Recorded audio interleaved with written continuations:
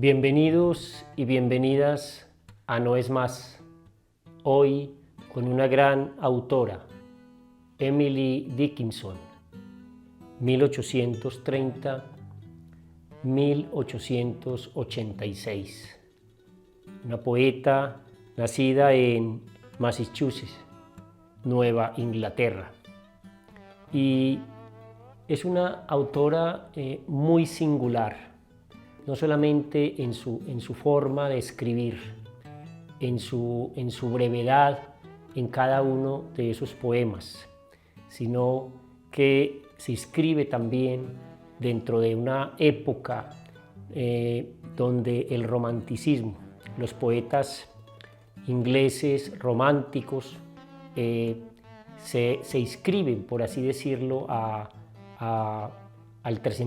trascendentalismo. Es decir, una escritura que va de la mano con el romanticismo, donde ese acercamiento a la naturaleza es una forma de que el alma humana, el ser humano, se acerque a ella, haga parte de ella de una manera emotiva, de una manera significativa. Entonces vamos a hablar primero como de ese contexto, de ese contexto de la época en la cual se inscribe su escritura. En el libro de la literatura, un libro de editorial DK, donde hay varios autores y autoras, ensayistas, libreros, filólogos, filólogas, donde hacen todo un recuento, todo un recorrido por la literatura del mundo. Nos hacen aquí un contexto de lo que es esa época, si se quiere, del trascendentalismo, unido al movimiento romántico. Y esa caracterización se hace también a través de unos autores que en ese siglo XIX empiezan a tener mucha fuerza. Entre ellos Margaret Fuller y Ralph Waldo Emerson fundan la revista The Dial, una revista trascendentalista sobre literatura, filosofía y religión. En 1850 Emerson propone la idea de una mente general que se expresa a través de las vidas de Platón y Shakespeare. Tenía aquí ya Emily 20 años, obviamente no se había acercado aún a este tipo de literatura. En 1854, esa gran obra, Walden, de David Thoreau, donde plantea la recompensa de una vida sencilla a través de los bosques. Todo este panorama, toda esta época, insufla vida no solamente a la época, sino que influye en muchos autores y muchas autoras. Ya en 1861, de 1861 a 1865, Emily Dickinson empieza a escribir sus poemas, es decir, es una producción muy prolífica, poemas que ella va guardando en su baúl, que va encuadernando de una manera manual. Fue un trabajo también, digamos, artesanal, el hecho de ella organizar esa producción poética, una producción poética además que no era pública. Sí, es curioso, pero solo se publicaron 6 poemas, de la cantidad de poemas que ella hizo, de toda su obra, solo 6 poemas en vida. Sí. Su publicación fue posterior a su muerte. Entonces es en este contexto donde está construyendo su obra Emily Dickinson. Decía que era una poeta muy singular, una poeta silenciosa, recatada, muy religiosa, provinciana si se quiere. Sus poemas fueron prácticamente descubiertos y publicados por su hermana Lavinia, y conocidos inicialmente también por algunos amigos que sabían de este trabajo escritural de ella. Importante también anotar que Emily Dickinson no fue una mujer de una errancia como otros autores, es decir, de visitar otros lugares, otros países. Ya dije que era una mujer muy provinciana, muy hogareña, si se quiere. Para ella su familia era una de las mayores fortalezas y casi que dejarla por algún momento o en algún momento era para ella desastroso. Para ella era un tema muy visceral, obviamente, con su familia. Después de su muerte, entonces, Lavinia, su hermana, y Mabel Loomis hacen ese hallazgo de los poemas. Es decir, en un baúl encuentran más de 800 poemas encuadernados, y ese descubrimiento pues lleva al esposo de Mabel Loomis a hacer esta publicación, a organizarlos. Y de allí entonces Thomas Higginson, un escritor muy cercano a la familia, pues aún muy dudoso del valor de la obra, muy tímido aún de su valor, publica en 1890 una selección de esos poemas. Y entre 1891 y 1896, pues se percatan de que hay una muy buena respuesta en la lectura de esos poemas, y se hace entonces una nueva edición con más poemas, es decir, la familia autoriza una nueva edición. Pero también su epistolario, es decir, cartas que ella se escribía con sus hermanas, con sus amigos, también tenían un valor literario que valía la pena de una u otra manera dar a conocer, ¿sí? Por su manera también de ver el mundo, de ver su entorno. Y hago esta anotación porque Juan José Hoyos, en un prólogo que hace del libro En mi flor me he escondido, una versión de José Manuel Arango, nos plantea lo siguiente: contempla este pequeño tósigo, don de todo lo que vive, y tan común como desconocido, cuyo nombre es amor. No tenerlo es miseria y tenerlo es herida, solo si acaso el paraíso se hallará equivalente.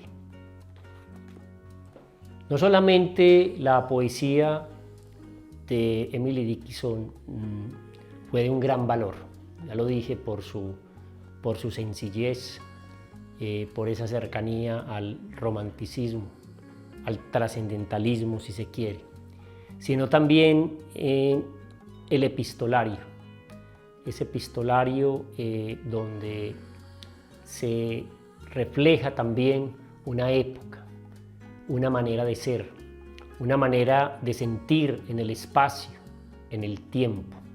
Y estas cartas también se las hallan y se encuentra aquí un gran valor. Vamos ahora a disfrutar de su obra. Si bien la vida, las anécdotas, el entorno es muy clave porque nos ayuda a entender la época, nos ayuda a entender esas motivaciones, pues es la poesía misma la que nos dice. Quisiera notar también que muchos de sus poemas pues no tienen título, los títulos son números, entonces aparecen numerados. Voy a hacer relación a esa numeración. Poema 34.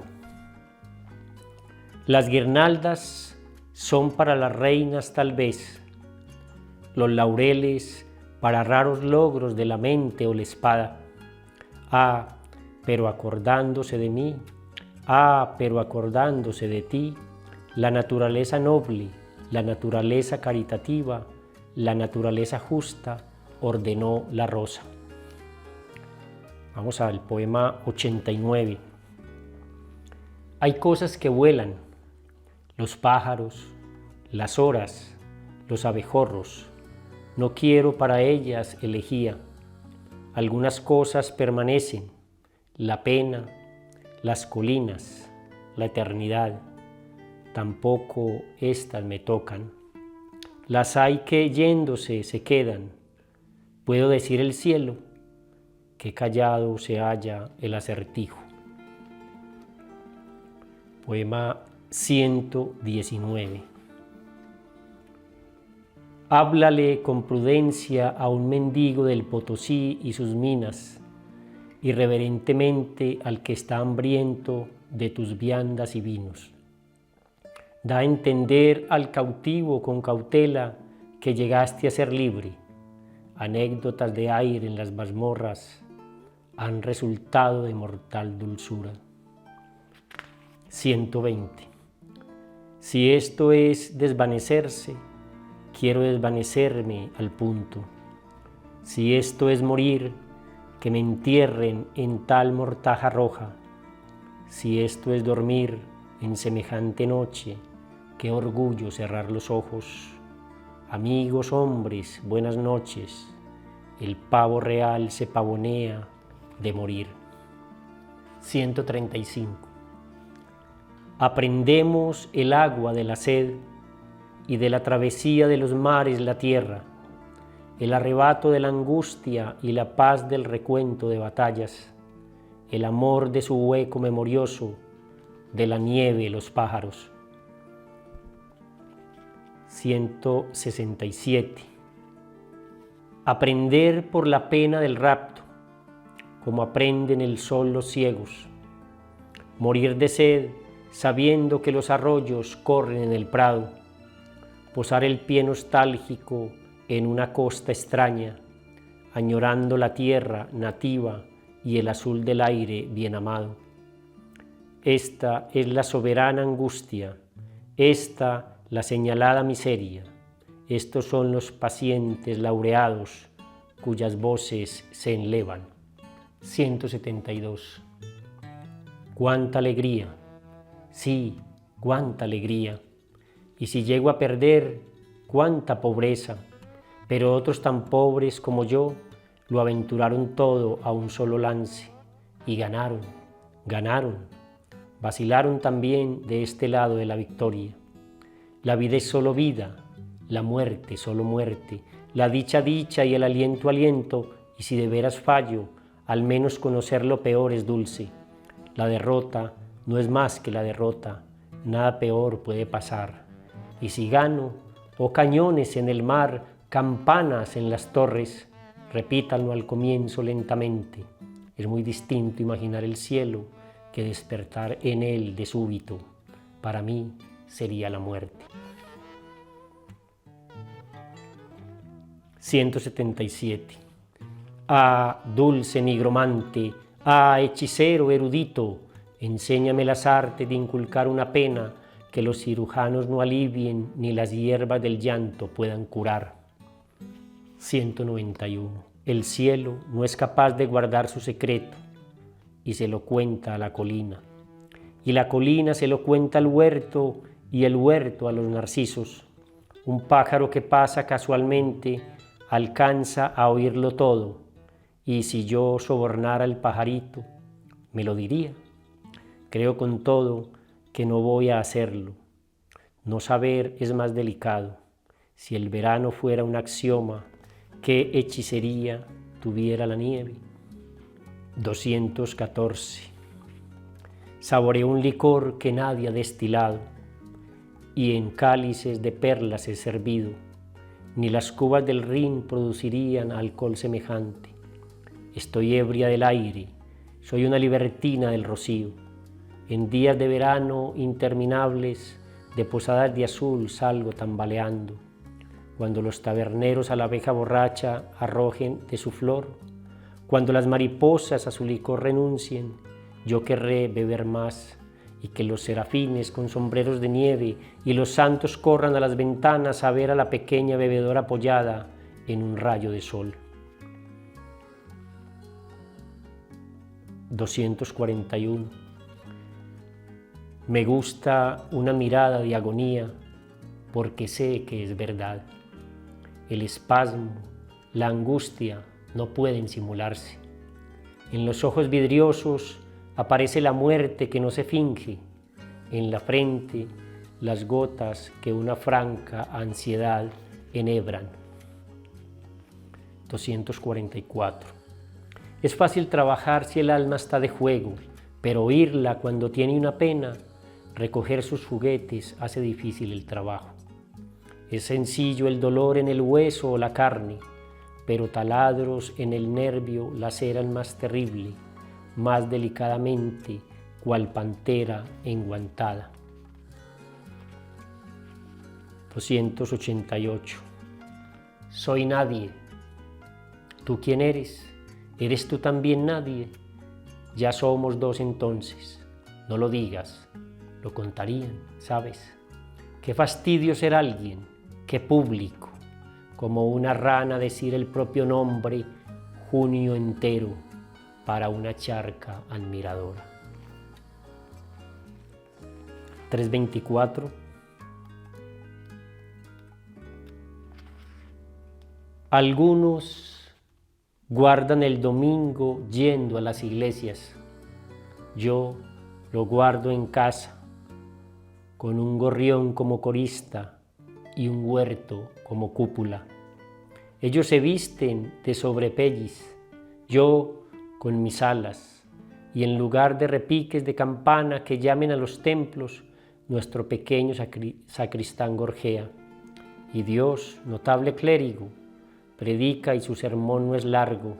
Así, en vez de ir al cielo cuando muera, voy desde ahora al cielo.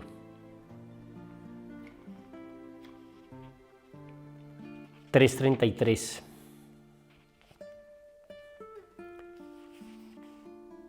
Este es un homenaje a la hierba, a las hojas de hierba. Es tampoco el trabajo de la hierba, una esfera de simple verde, solo para criar mariposas y entretener abejas. Todo el día bailar al ritmo de las lindas tonadas que las brisas traen y recibir el sol en el regazo y a todo decir sí, inclinándose. Ensartar el rocío como perlas toda la noche y emperifollarse más elegantemente que una duquesa. Y al morir, deshacerse en fragancias divinas como humildes especies que se duermen o nardos que se extinguen. Y entonces habitar en trojes soberanas y soñar por el resto de los días. Es tampoco el trabajo de la hierba. Yo quisiera ser heno. 335. Morir no duele tanto. Lo que más nos duele es la vida. La muerte es otra cosa, algo más allá de la puerta. La costumbre sureña de los pájaros que antes que llegue el frío acepta más benignas latitudes. Nosotros somos aves que se quedan titirando a la puerta del granjero, cuya vara migaja demandamos, hasta que nieves compasivas hacia el hogar empujan nuestras alas. 381. Secreto compartido deja de ser secreto. Guardado puede ser temible, pero es mejor que temas continuamente tu secreto, no tu secreto y además a aquel con quien lo compartes. 397. Cuando los diamantes son leyenda y las diademas fábula, fabrico mis aretes y mis broches y los saco al mercado. Y aunque soy poco conocida, mi arte tuvo un día de verano mecenas, una vez una reina, otra una mariposa. 405. Estaría más sola sin mi soledad. Tan hecha estoy a mi destino, si lo otro, la paz, viniera. Podría interrumpir la oscuridad y atestar el pequeño cuarto demasiado exiguo para contener el sacramento. No estoy acostumbrada a la esperanza. Sería, si llegara, dulce, una intrusa, y podría profanar el lugar destinado al sufrimiento. Quizás sea más fácil fracasar divisando la tierra que conquistar mi azul península para perecer de deleite. 449. Morí por la belleza, pero apenas me amoldaba a la tumba cuando uno que murió por la verdad fue puesto al lado mío. Preguntó con voz suave por qué había yo muerto. Por la belleza, respondí. Y yo por la verdad. Las dos son una sola. Somos hermanos, dijo. Y así, como parientes que en la noche se encuentran, de habitación a habitación hablamos, hasta que a nuestros labios llegó el musgo y cubrió nuestros nombres. 536. El corazón pide primero el goce, luego eximirse de la pena, después aquellas nimiedades que amortiguan el sufrimiento, después dormir, después, si lo permite su inquisidor, el privilegio de morir. 568. Aprendimos el todo del amor, el alfabeto, las palabras, un capítulo y luego el grueso tomo. Estaba entera la revelación. No obstante, cada uno vio en los ojos del otro una ignorancia más divina que la de la niñez, y cada uno un niño para el otro. Intentaba exponer lo que ninguno de los dos comprendió. ¡Ay, es tan grande la sabiduría, tan varia la verdad! Bueno, ahí vemos pues esta maravillosa muestra de sus poemas. Hemos conocido un panorama de la visión de la vida, de la muerte, del amor, de la soledad. Pero quiero anotar que el conocimiento que yo tuve de Emily Dickinson fue muy particular porque me encontré un poema, la fotocopia de la página de una revista, y pues no alcancé realmente a descubrir qué revista era, y estaba este poema de Emily Dickinson, pero no decía que era de Emily Dickinson, ni aparecía la página, es decir, como cuando se encuentra uno algo y esto de quién es y te llama mucho la atención. Y estuve rodando con ese poema hasta que alguien me dijo, eso se me parece a un poema de Emily Dickinson, y digo se me parece porque obviamente hay muchas traducciones de estos poemas. Y fue así como conocí a Emily Dickinson. Yo quiero conocer a Emily Dickinson, y ya me adentré un poco más en su vida, en su obra, en todas esas anécdotas de ella y sobre todo su manera de ver el mundo, su manera de escribir, ¿sí? Su manera de acumular sus poemas, de guardarlos como un gran tesoro en ese baúl y después salir como el conejo de un mago, con esa magia, con esa palabra, con esa fuerza. El poema es entonces el poema 997 y tiene que ver con otra temática, que es el fracaso, que es la decepción y todo lo relacionado a ello. Derrumbarse no es un acto de un instante, pausa fundamental. Los procesos de dilapidación son bien organizadas decadencias. Es primero una tela de araña sobre el alma, una cutícula de polvo, un gastarse del eje, un moho elemental.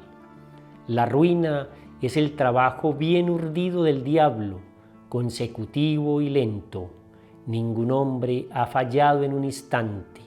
Es la ley de la quiebra el ser furtiva. pareció un poema grandioso, grandioso. Yo creo que, es decir, comentarlo es un poco dañarlo, no sentirlo, pero ahí está la temática con toda su fuerza. Bueno, vamos a compartir el poema 1726. Si todas las tristezas que me tocan me llegaran hoy juntas, soy tan feliz que me parece que riéndose se irían. Y si todos los gozos que me tocan me llegaran hoy juntos, no serían tan grandes como este que es mío ahora. Bueno, voy a leer los dos últimos poemas, el 1534 inicialmente y el 1523 que hace alusión a la partida. 1534, dos versos. Desde que te me diste, la compañía me es miseria. 1523. Cuando nos vamos, nunca lo sabemos. Cerramos como en broma la puerta y el destino a nuestra espalda echa el cerrojo. No volveremos ya. Y a propósito de este no volveremos ya, cuando ella muere, su amigo Thomas Higginson describe ese momento o ese día de la siguiente manera. Dice: Emily Dickinson murió el 15 de mayo de 1886 a la edad de 56 años. Thomas Higginson, que asistió a las honras fúnebres de la que él llamaba esa extraña criatura, relató así los sucesos de ese día. El paisaje, exquisito, un día perfecto.